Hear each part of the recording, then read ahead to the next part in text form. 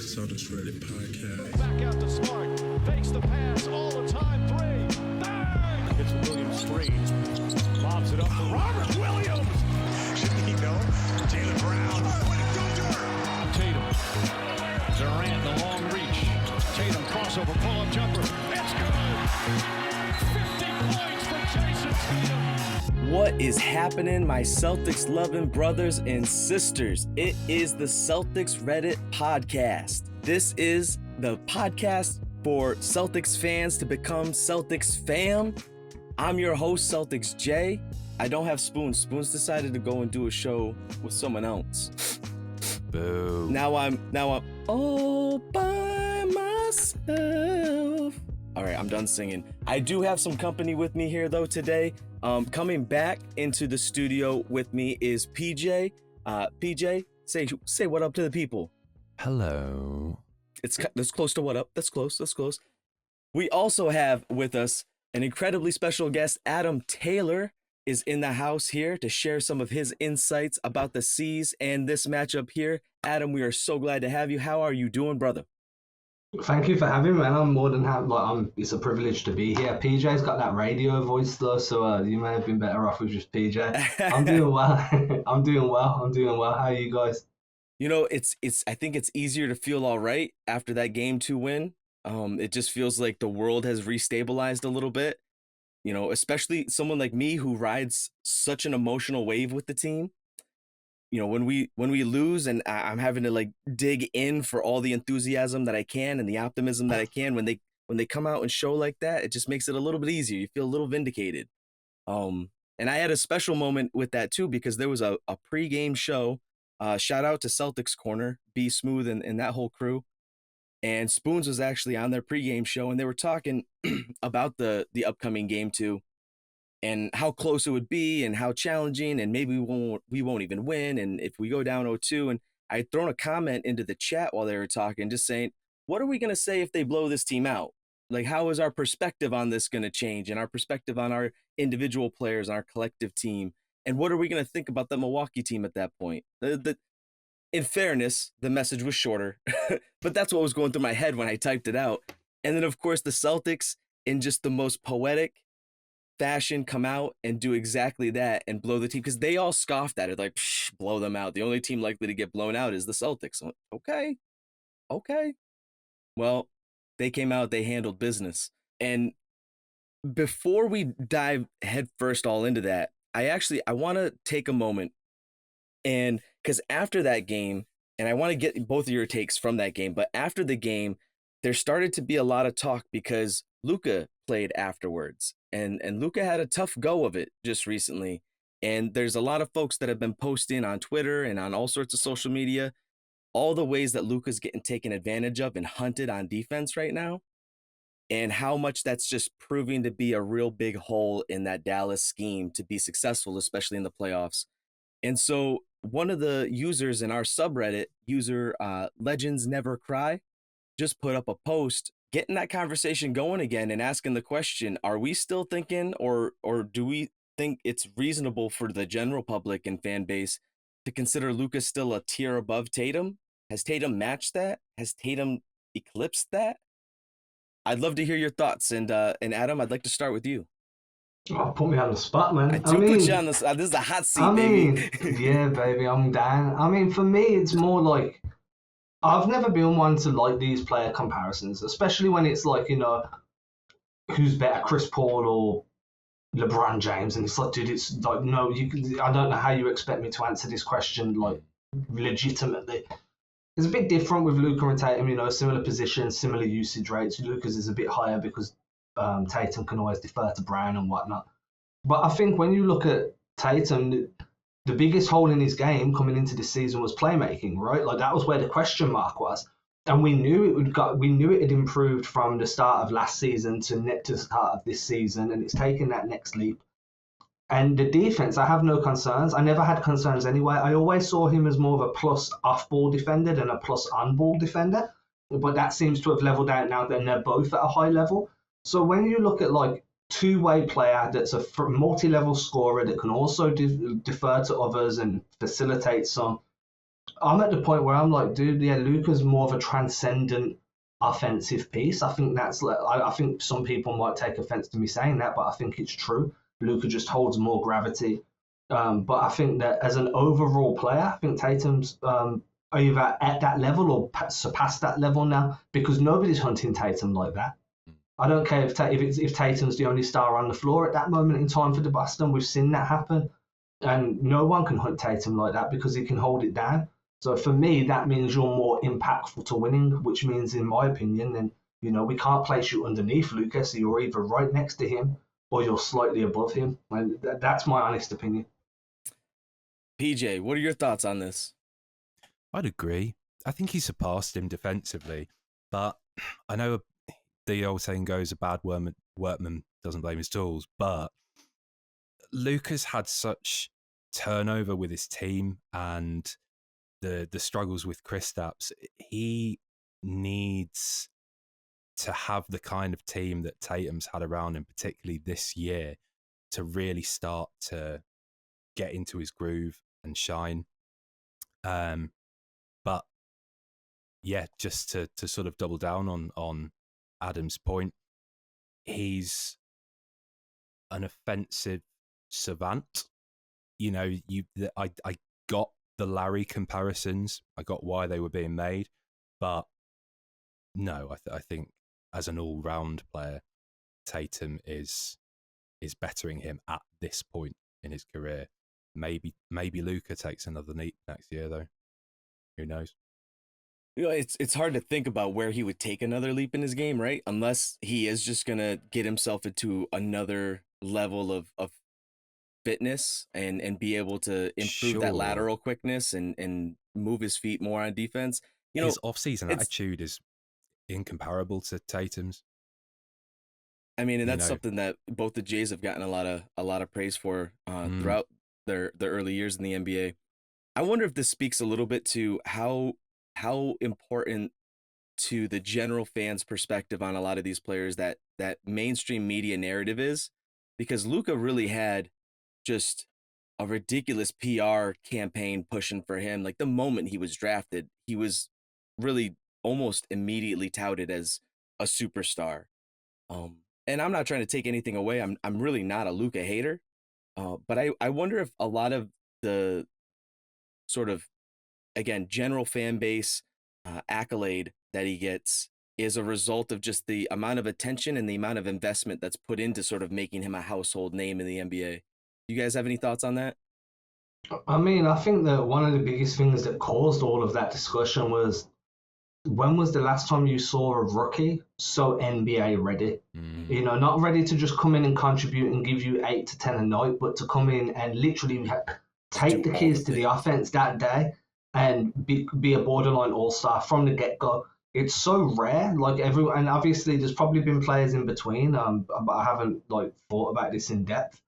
But you think of that, like, who can have that type of impact? LeBron had that type of impact. Yep. Luka had that, and then Luka, and there's probably been guys in between, but this is all coming off the dome.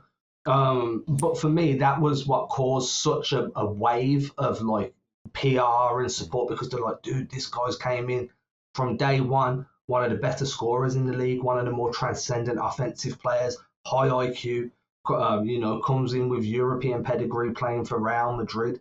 And I think that just played a huge part. That early success from the jump just played such a huge part in the media hyperbole. I really appreciate that perspective, because that helps me kind of think around it, where I think that helps me not think of it so much as an empty media push on the Luka hype, but rather, an acknowledgement of especially what did make him unique in that moment. Because you're absolutely right. And even for those players that come into the league as high level lottery picks that have big impacts and score plenty of points, have big roles in the team, it's still different, like you're saying, than someone that takes just the full keys to the whole franchise basically and just runs with it and doesn't fall flat on their face. Because say what you want about dude, but that team's been competitive with them since they've had him, even with all that turnover, even with all the kind of some of the ridiculousness that has gone along with it. It does seem like Tatum has been able to take a more gradual sort of path to where he's at now. But I agree with both you guys, where the full roundedness of the game, the ability to be elite on both sides right now is at this point, and given the makeup of both, if you're going to go start a whole new team from scratch and pick one of these guys, I mean, I can't say I'm not biased when I say I would take Tatum. But especially now hearing both of your takes on that, I feel like I'm more understanding of where people are coming from when they're talking about Luka in comparison. All right, but I want to move into getting some takes now on this game too, and focus a little bit more intently on the Celtics here. And PJ, I'll start with you because I haven't really had a chance to touch base with you since game 2. What were some of the things that stood out for you? Well, back before game 1, if you remember, you guys were talking to B Smooth of Celtics Corner, and I might have gotten a little upset. I thought he was disrespecting the Celtics going into the series, really, really favouring the Bucks, considering he's a Celtics fan. That's kind of a weird take.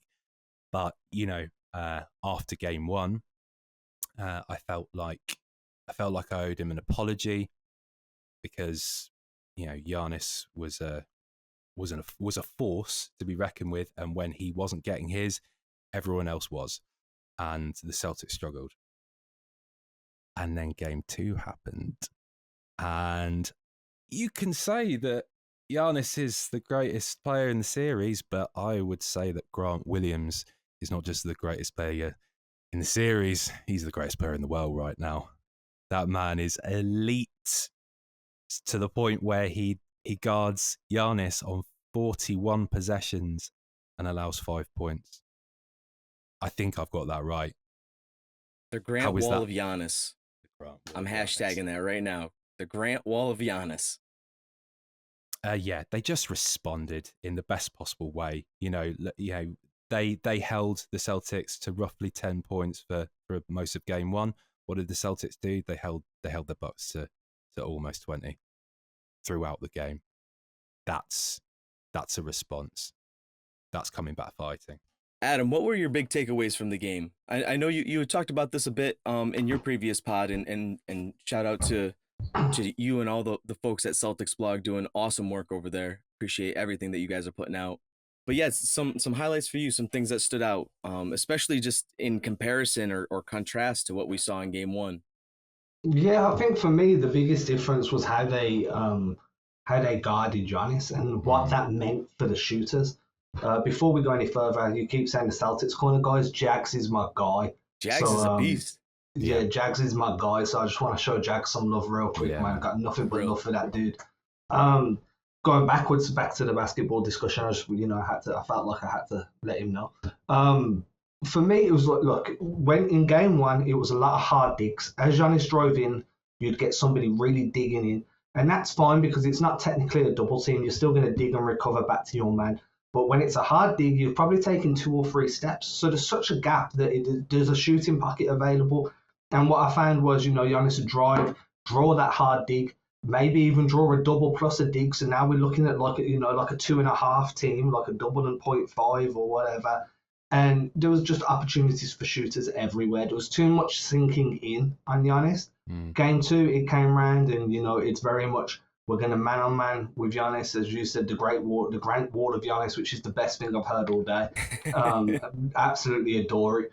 You had Horford doing it as well, one-on-one, just absorbing that contact. You can't drive through him. You can't shoulder through him. Now you're going to have to go post up, but everybody else is locking down on the perimeter, so there's no passing lanes anywhere. Now things are going to get tough. You know what I'm saying? So I think that was really important. I think Derek White as an initiator was fantastic.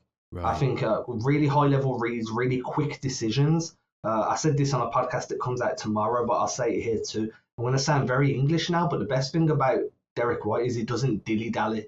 It's very much get the ball and go, just swing through, rip through and go. And everyone's pointing at that. Yeah, I hated that bit. For me, it was very much like, you see people, he didn't put up any points. Yeah, that's fine, but every shot he takes is within the flow of the offense. Every pass he makes is the right pass. It's always the right read. If he penetrates, it's because he wants to force a rotation and find someone open elsewhere. So I think Derek White was really important.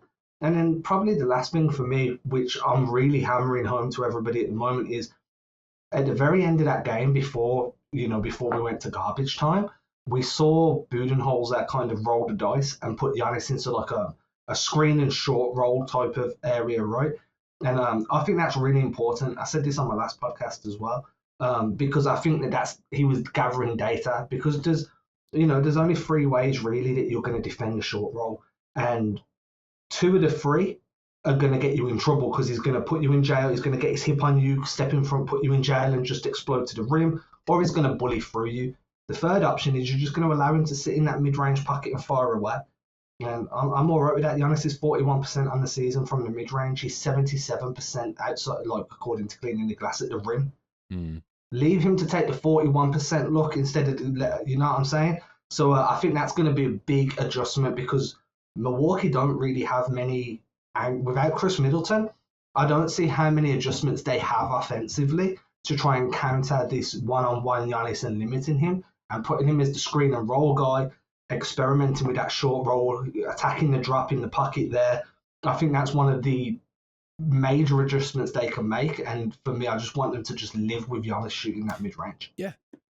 The major adjustment they seem to have made is to not allow Holiday so many open looks, which of course came from that, double, triple teaming of Giannis, when, as you say, you just kind of have to let him be him, because he's going to get them and the refs aren't going to call it.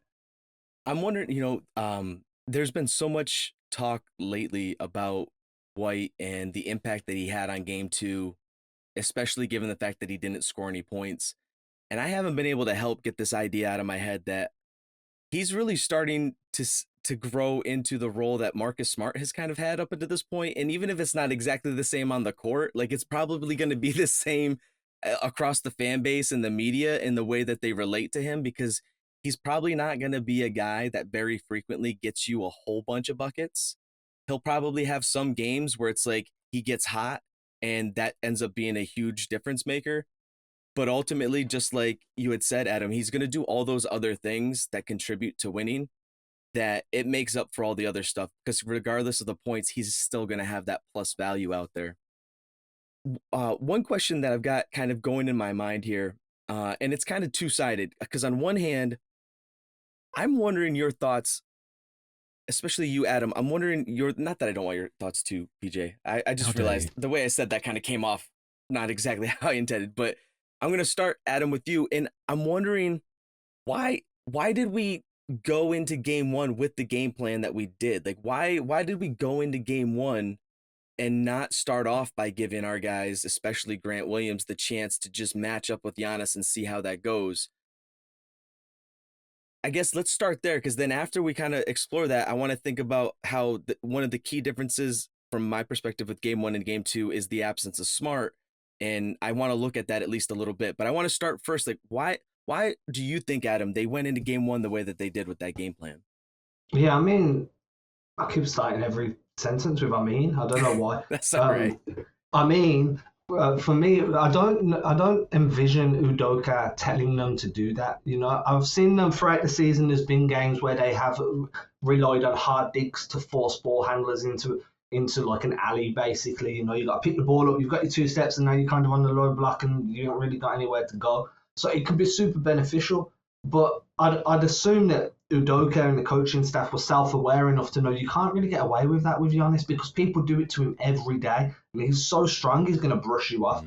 So my personal opinion was, you came into the series after playing a very perimeter-heavy Brooklyn team, and then all of a sudden you've just got this gladiator just barreling down at you, and it's kind of like an overreaction, because you haven't had to deal with it for like 2 weeks, right? And you all of a sudden you're like, let me dig, boom, oh, that hasn't worked, okay, I'm going to have to just trail him now, forget the guy behind me, he's barreling to the rim, he's going to explode over everybody.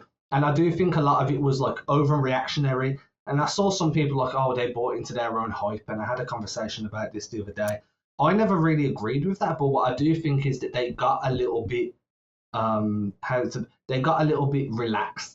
I think they know they're the best defensive team in the league. They know what they're capable of, and then all of a sudden you've just just had this real big dose of reality where it's like, hey, Kevin Durant might like to play, create shooting pockets, play on the perimeter and finesse you. Now you're against the bully, the big bad wolves in town, and The he's going to modern drive at Shaq.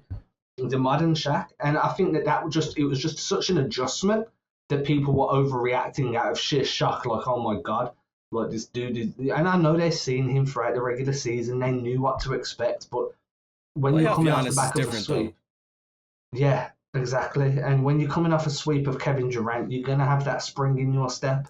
Right. And I think, for me, it was the best thing that could have happened to them. He's right. They needed humbling for sure. I mean, in terms of the game plan, though, yeah, was it a momentary panic of being faced with, as you've rightly put, the sort of modern day equivalent of Shaq? Were they going for the sort of hacker Shaq mentality? It all doesn't really matter now, though, does it? Because they so quickly figured out how to best approach defending, not just against him, but against some arguably really solid role players. Like, I thought going into the series that lacking Middleton was really going to weaken them, and I didn't give Portis enough credit. Bobby Portis, the man officially sponsored by Sunglasses Hut. That guy was pretty good from deep, and as B Smooth has mentioned, he can nail the hook shot. Get some hook shots, yeah. Right. And then Holiday he's a very, very good second option. So yeah, I think that false sense of security going into game one knocked them on their arse, and just like they've done since January, they got up, they dusted themselves off, and without Marcus Smart as well, they came out swinging, and what an end result to the game two. I just want to throw it out there. Just Giannis ended that game with, what was it, 12 assists, 13 assists, 14 assists? Yeah, it was something ridiculous. He's not that type of passer. He's not that type of playmaker. Those role players, outside of Drew Holiday, who is a legitimate dude, like Pat Connaughton, Bobby Portis, these guys are streaky. I came in, if you search for my Twitter, I came in expecting Bobby Portis to be one of those role players that really stepped up in this series because of the physicality. But they got going because they were so open, because of all the collapsing on Giannis, because of the overreactions. That's why there were so many open looks, and that's why everything was just so easy for them. And then you come again into game two, where Boston play, and all of a sudden I tweeted this out. Boston in game one and game two. Game one, I think they manufactured 29 open threes, but they made barely any. In game two, they manufactured 25 open threes, and they made I think it was 9 or 10 of them. It was just Boston shot poorly, and they just unlocked the door, opened it, and let the three little piggies were in trouble. You know what I mean? There was your door's wide open, and you got the thieves coming in, and it just felt that way. But those role players are only that good when they're that wide open. As far as in my personal opinion, outside No. I think you're right. And quickly thinking about one last dynamic between that game one, game two, the absence of Smart, going into that game two, I know there was certainly a part of my mind that was like, regardless of what adjustments we make, especially with consideration to the quality of player that Drew Holiday is, I'm like, this is going to be even tougher than game one now, because we don't have really that, who I've always kind of been defensive player of the year. I mean, you've got the defensive player of the year, and now you don't. That's a loss, right? And so to come out and win with the confidence that we did, that was, I'd lie if, as much as I, had that in my mind as certainly a possibility, I'm also not so ridiculous to not realize that I'm blinded by my, enthusiasm and adoration of this team. So we've got recent news, or it's coming out, that we could probably expect Smart to be playing in game 3 now. You have to assume if he's good, I mean, he's got a tendency of, when he comes back from an injury, that first game back, he's usually on fire. Like, he comes out jacked. It's usually the second game after he comes back that he gets like because he gets so ramped up for that first one back. He's so fired up. Then that second one, he kind of like he has to recalibrate and get himself back into that steadiness.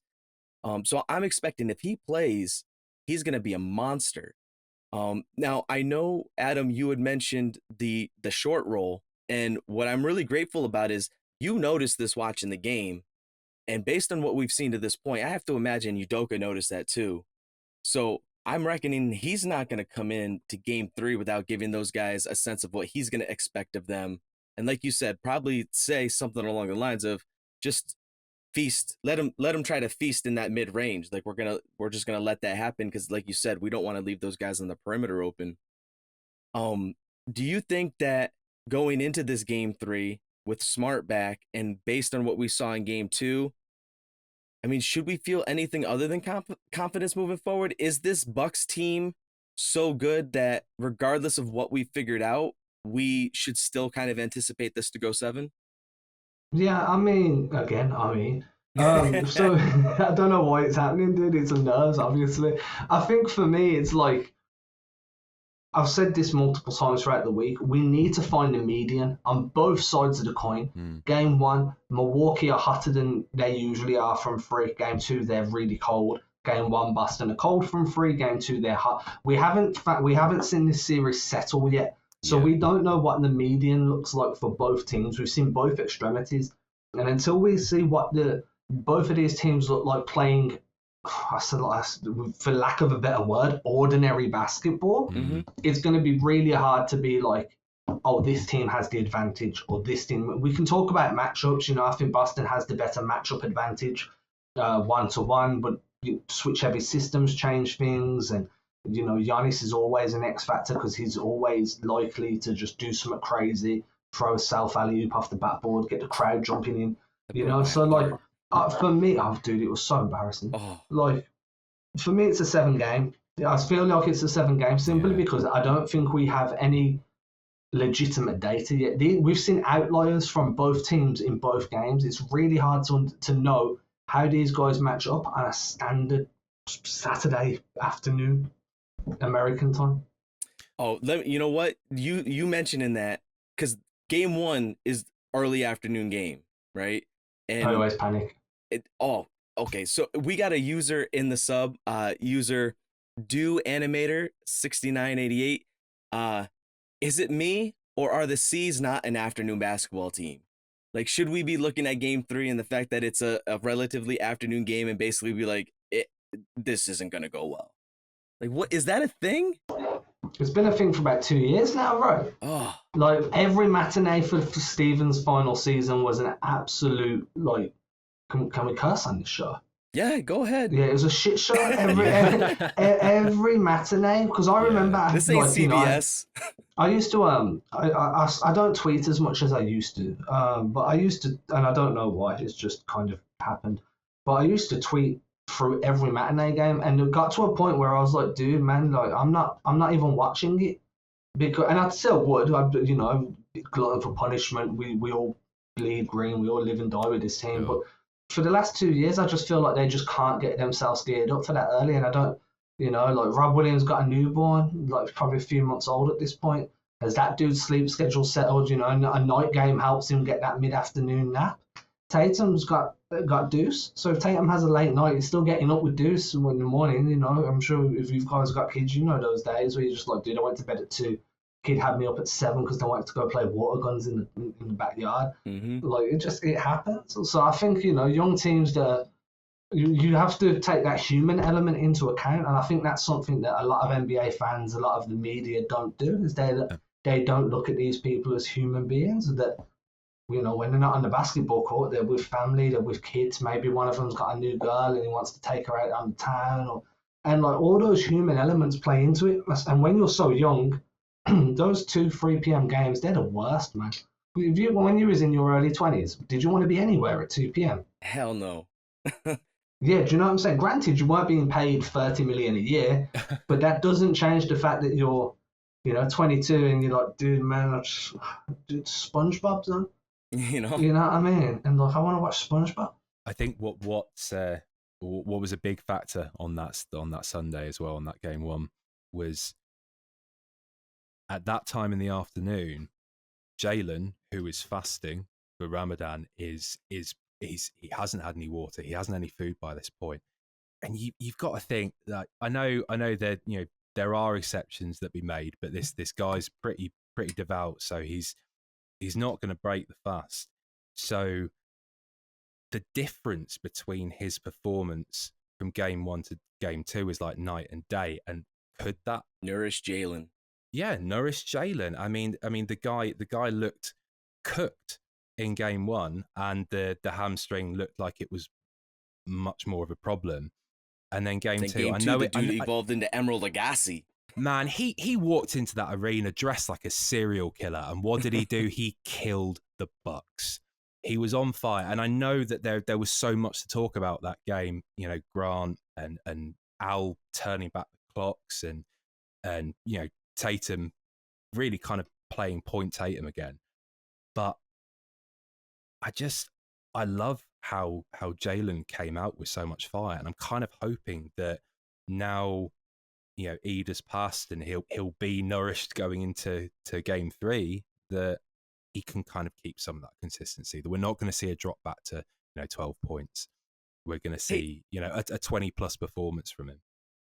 Adam, I'm wondering your thoughts, because one of the things, Jalen's first half was bananas, like just bonkers. I don't know the last time I've seen that. I know Jalen's had some moments where he's just been ruthless and seemingly unstoppable, but this just seemed like on another level for Jalen. Like, it was like there was nothing this guy couldn't do in that first half. But he did get quiet in that second half. He only had like 5 points in the second half. Do you think that was just because of the way the game had kind of gone to that point, or did Milwaukee make an adjustment that you had noticed? I didn't see anything like too different. I think that they threw a few different guys at him. There was a few different looks. Maybe I think they threw a bit more length at him at times. I think that one of the things with Jalen is, and if you listen to my podcast, you know that I'm a little overly critical of Jalen, because I know he's so good, right? And but I you feel were like spot on the other day though, talking about that dribble, because when he goes in and he gets that dribble in front of him, it's a mess. It's always a mess. Like you had said, he needs that one dribble and just get in there, go. Yeah, just play finish all day long. And I think that you throw a bit of length on him and you take away that play finishing ability unless it's a catch and shoot opportunity. Now, Jalen in the first half of that game was really cooking from that mid range. He was getting to his spot, pulling up off the dribble. And what Jalen is exceptional at is scoring off the dribble, is scoring off of transition, through the rip through where you catch the ball, just step and just go, like rip it through and go. I think that when you throw a bit of length on him, that's probably going to deter him from trying to do some of that stuff, because he knows he's turnover prone in situations where he has to try and dribble his way out of trouble. So I think there was times where I saw like bigger guys on him. I think Drew spent a bit of time on him as well. Drew Holiday is... And that dude is a legit defender. Someone said to me the other day, it's crazy that Marcus Smart won Defensive Player of the Year before Drew, not over Drew Holiday, but before Drew Holiday. Like, because that's the level of defender Drew is as well. He's a dog. Like him, Pat Bev, Marcus Smart. The only difference is Pat Bev and Marcus Smart aren't really as offensively gifted as what Drew Holiday is, and I think that's why Drew Holiday isn't seen in that same tier when really he should be. But he's gotten into the All-Star game. There's and that's oftentimes the first knock that people will give on Smart is, he's not the kind of guy that's going to ever end up in the All-Star game.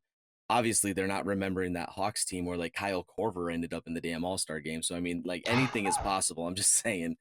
I want an all-hustle team, I do. I think that's something that needs... You've got the all-defensive team, but being an all-defensive guy doesn't make Green as the captains.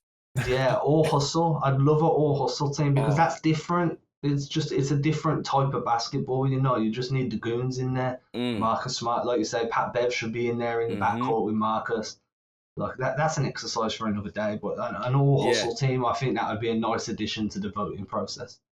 I want to look at one more matchup going into Game 3 that I'm pretty interested in and curious about. I feel like I've been trying to be patient with Rob and what I expect coming from him, because obviously he's coming back from the injury and having the surgery, and all the talk coming out is that he's fine, he's feeling great. There's not swelling, there's not pain. But at the same time, I think as fans, given his history, it's just hard not to feel a little bit nervous every time he's out there. That being said, as I'm watching, he does look physically fine out there. But I'm wondering, is this a really tough matchup going against the Bucks for him because of that length? Where like we typically see him being just a remarkable difference maker, somebody that other teams just can't really figure out how to scheme around.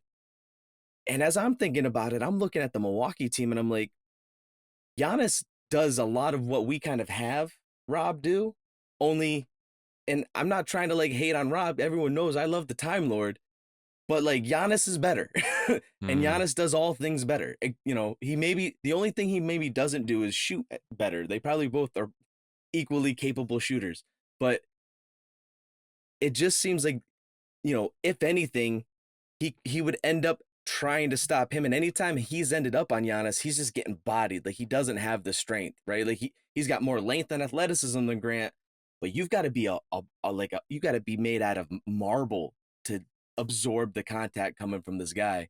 And that's not how Rob's built. And then you've got Brook Lopez, who's another like behemoth human. Like that's a legit 7-footer. And he's not like a skinny 7-footer. Like this is a filled out 7-footer that can shoot and go inside. Is this just going to be one of those matchups where we're probably just not going to be able to enjoy the Rob dynamics that we typically do? I think that, this is one of the worst matchups for Rob. I mean, it's a very half-court based like contest. Both teams are setting up in half-court offenses. Rob usually likes to slip out of screens early to get into that role, and then you get the lob. That's not really possible because you've got Brook Lopez, one of the best rim protectors in the league, waiting to contest Rob on that lob. We saw him block a lob play in game 2 where they ran that motion rip. And then if you don't know what that is, go onto my Instagram. It's right there. Shameless plug. But they ran that motion rip and got Rob the lob, and then Brook Lopez just rotated over and swatted it away while Rob's midair. It's not just Brook. You've got Giannis down there. You've got Bobby Portis down there. These guys are all tall, long, and athletic, and they're all physical. Rob doesn't have the usual avenues to kind of slip out of screens and jump up because they're not putting their bigs up to the level of the screen. They're having so much drop because they don't want to let Rob get in behind them. They want to keep him in front, and they know they're physical enough that they can body him. You know what I mean? Yeah. Rob's getting dislodged on both sides of the floor fairly easily, and that's because he's more athletic than he is strong, and that's completely fine because there's going to be other series or other games where he's incredibly dominant for Boston. I think that you might see that against Miami when Boston get through to the finals, the conference finals.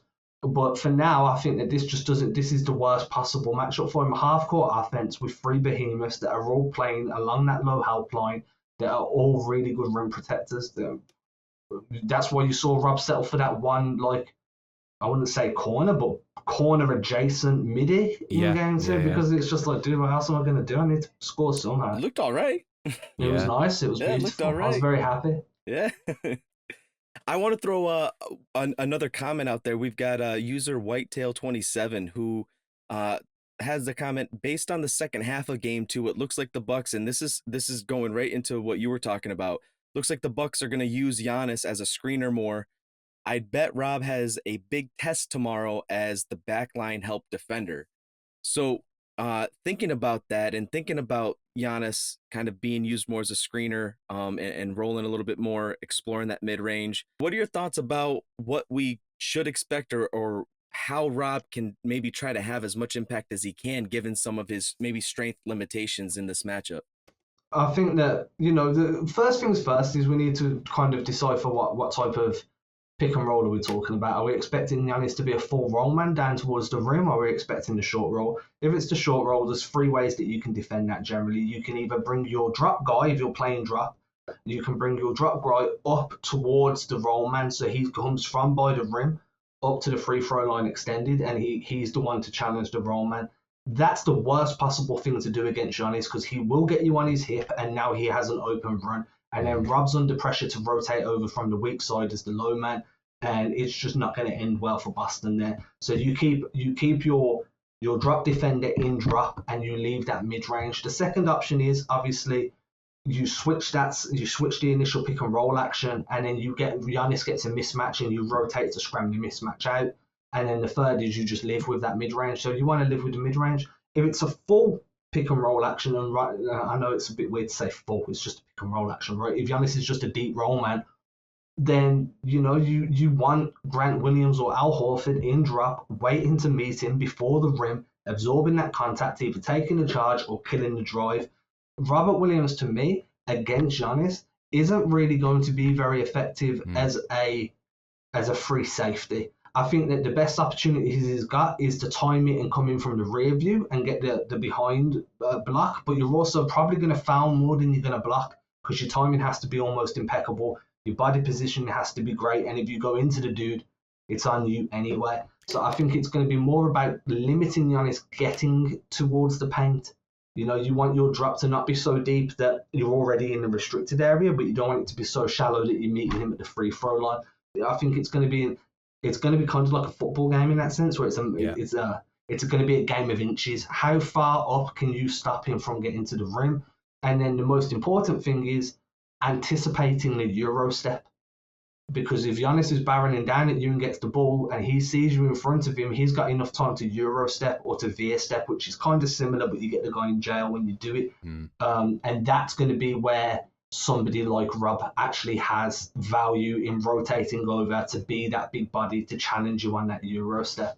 But I think outside of that, I don't see Rob being too much of an issue there. I think he'll spend more time guarding guys on the perimeter. Yeah, he needs not to bite so hard because he got himself into foul trouble. And there's that play about halfway through the fourth where he's already picked up 5 personal and he goes up for the block, and I'm like, that's it, he's going to be out.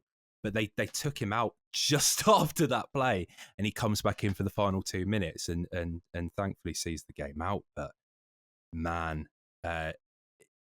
even though, as you say, he's not going to be effective against Giannis, you still want him out there, and you don't want him checking out. 100%, man. The game. And I had felt as I was watching game 1 and game 2, like his timing just seemed off. Every time he would go up, like he's definitely came back. Even in the Brooklyn series when he came back, it seemed like he was biting on a little bit. It almost looked like some of the old Rob that we remembered, where he was just kind of head hunting for blocks. I think even game 1 he had settled that down a bit, but it just seemed like his timing wasn't quite right. Maybe he's just trying to like reestablish that trust with his body and stuff like that, given everything. But I'll tell you, there was that one play, and I'm not going to remember exactly where it was, but he got the oop, or maybe it might not have even been an oop. It might have just been on the break, but he got it, and he didn't have to like dribble or anything, just was able to go up and slam it. And it seemed like in that moment, it kind of clicked back in for him. Like he just seemed to be alive on defense again. He seemed to have like this, he just looked more engaged again. It was like it woke him up and reminded him, oh yeah, that's right. That's what this is supposed to feel like. So I'm hopeful that going into game 3, he's going to kind of just get that swagger back that he had before he had got that injury. Because that's really been the biggest thing for me, separate from the obvious discipline that he's expressed in the way he's played defense this year, where he hasn't bit on as many fakes and he's been a lot more disciplined on his jumping even and being just more kind of in control during the game. But you also just see a different swagger where like he just doesn't seem to have any inhibition about what he's doing. He just seems to confidently know where he needs to go, what he needs to do. And that didn't appear as evident, especially in game 1. But I felt like I saw that again after that dunk. Like it was like he got that thing and he just was like, yep, I'm feeling normal again. Let's go to work. Was that something that stood out to either one of you guys, or am I kind of making stuff up to make myself feel better? Well, that was the 200 jam that came after they put triple bigs on, right? And I thought, well, if this is what's happening with triple bigs, give me quad bigs, give me a full row of them, because it did seem like he refound his confidence. But I don't know, the leaps he's made in just this year or just the last 4-5 months, I just think he was a bit rattled. I don't feel like Rob's regressing. That he's just going up against such a dominant force. You know, a 6'11" guy that stood next to a legit 7-footer who is more mobile than I remember him being. Like, when did Brook Lopez get this good? Yeah. Well, I mean, honestly, I remember him from his Brooklyn days, and like he couldn't move hardly at all out there, and all of a sudden now he's like, you know, a ballet dancer. What the hell? Like, what? Who's his trainer? I need a phone number. Yeah. It's the same as JaVale McGee, right? It's that vegan. Right. I don't know if Brook Lopez is vegan, but like it's that vegan diet that'll change you. I guess whatever it is, like it needs to start marketing. Tofu, man. They need to, whoever's helping Brook Lopez needs to get whoever you know is doing Hanlon's PR stuff with Tatum and Embiid and all that, like, because whoever's doing work with Brook Lopez needs a damn medal, because that guy is just I've been blown away this series too. With the mobility. I think the bigger question is, why isn't Robin working with him? Like, you're not going to share that dude with your brother. You're going to let your brother crash out the league. That's some shady shit. Right. Or maybe it is his brother, right? Because his brother was the defensive guy. Yeah, right? Yeah. You just don't know, man. Yeah, maybe once his brother was like, you know what, I'm kind of all set, I'm done. Let me help you out, though. Because, like, you know, that'd be... Yeah, let me teach you the ways. That'd be another hell of a documentary, man. I'll be down. I'm saying. All right, after this, we're gonna exchange. We're gonna start making some real legit NBA docs that, and not for nothing, the NBA is like desperately in need of some legitimate docs. Like stuff like The Last Dance and the 30-30s demonstrate there's a huge interest out there for high quality, well produced stuff. There's not enough of it. You end up having to like search. You know, and I don't want to throw any shade or hate at anyone putting out content, because anyone putting out content, especially when it's NBA related, I appreciate you for sure. I do. But a lot of it doesn't like just satisfy the hunger, you know, like it's just not Snickers. What are you going to do? Shout out Snickers. You can hit us up for further endorsement opportunities. I've been asking donkeys to endorse me for about 4 years. I'm still waiting. Still waiting. All right. Hey, I don't want to take up too much more of your time here, Adam, but I want to give you the last word in thinking about you know, game 3 and looking ahead. So last word, and make sure to close out with letting folks know where they can find you in all of your work, because the breakdowns you're putting out, the articles you're putting out, it's all fire, man. And people need, if they're keen on the Celtics, they need to be savvy to what you're putting out. Yeah, I appreciate that, man. Honestly, true. Whenever somebody tells me to read my stuff, I'm just like, you read my stuff, really? Like, I appreciate it, though. It's a very humbling experience. Last word, really. I've got the next 2 games being split one apiece. I think it's going to come back to Boston for game. Well, that'll be game 5. I think it's going to be tied up. I expect this to be done in 7. I expect Boston to win at home in front of the TD Garden crowd. And then I expect them to go on and to take care of business against Miami, which is going to be tough. But, you know, we got a flex around here because, you know, you got a flex. It's for the gram these days, right? So, yeah, I in terms of adjustments, I really don't see what Milwaukee can do other than put Giannis in these pick and roll actions. Maybe they can start running some more designed plays, but that's not really Mike Budenholzer's style of coaching. It's not really how Milwaukee are designed as a team. So I expect to see more of the same from Milwaukee, with a few little caveats that might take us by surprise. And I think Boston's defense is going to be able to stand strong now. They've got that one-on-one kind of matchup with Giannis. If you want to find me, you can find me over at CelticsBlog.com.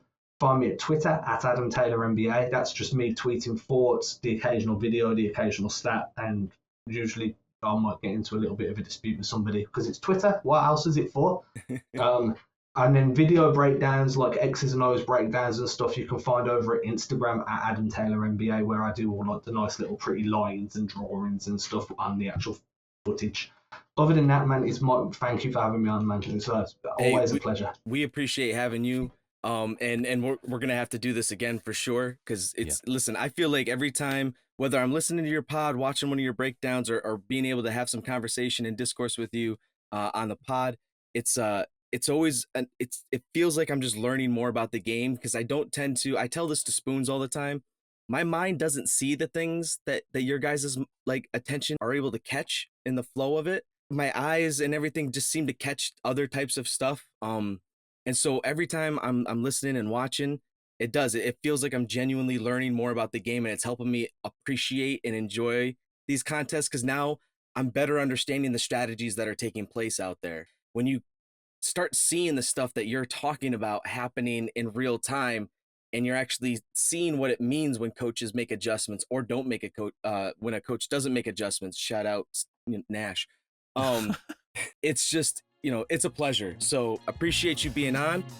We're gonna end there. We want to let everybody know to we appreciate you listening and your ongoing engagement and support of the Celtics Reddit podcast.